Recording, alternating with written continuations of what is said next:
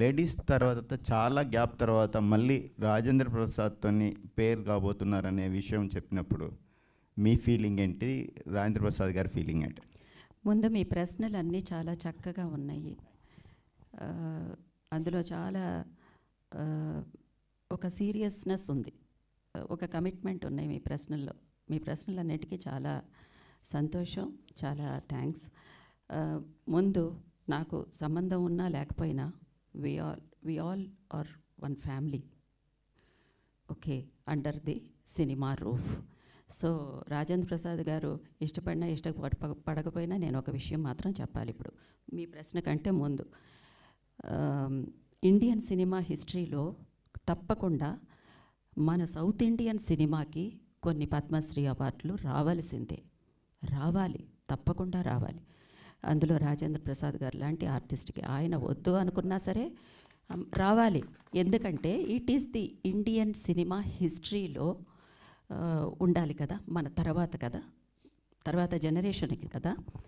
దాని ప్రోటోకాల్ ప్రకారం మన గవర్నమెంట్ వచ్చి ఒక సజెషన్కి తీసుకురావాలి సెంట్రల్ గవర్నమెంట్కి. అది అఫీషియల్గా జరగవలసినవి కొన్ని ఉంటాయి. It is something like this.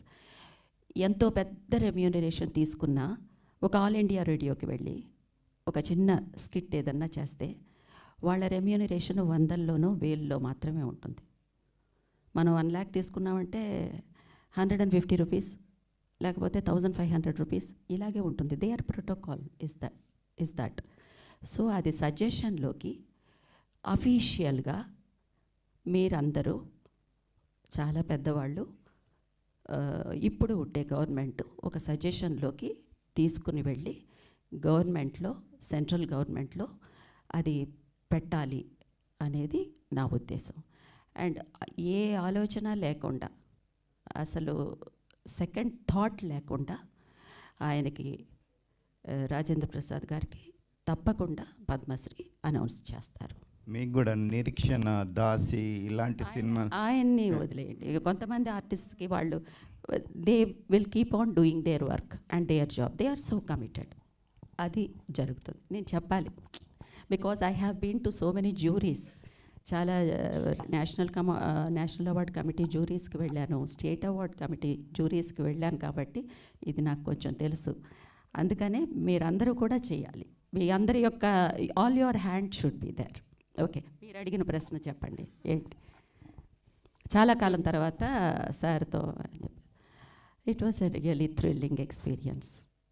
చాలా 100 days దాటి ఆడిన సినిమా లేడీస్ టైలర్. ఆ టైంలోనే the kind of commitment he had, the love he had for cinema, the passion he had for cinema, the sensibilities he had for cinema, and how sensitive he is. అది చాలా dimensions ఉన్న character అయింది. ఒక normal common heroine నేను, అంతే ఆ సినిమాలో. కానీ చాలా డైమెన్షన్స్ ఉన్న క్యారెక్టర్ రాజేంద్ర ప్రసాద్ గారిది లేడీస్ టైలర్లో. So it was one of the popular and very very entertaining film. I'm very happy with that film. నేను ఇందాక చెప్పినట్టు నా ట్రాక్ కాస్త మారింది.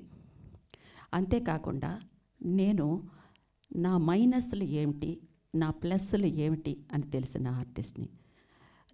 నాకు makeup is a very big problem to me, because makeup ఎక్కువ వేసుకోలేను. కానీ కమర్షియల్ ఆర్టిస్ట్ మేకప్తోనే ఎగ్జిస్ట్ అవుతారు, అది తప్పులేదు కదా.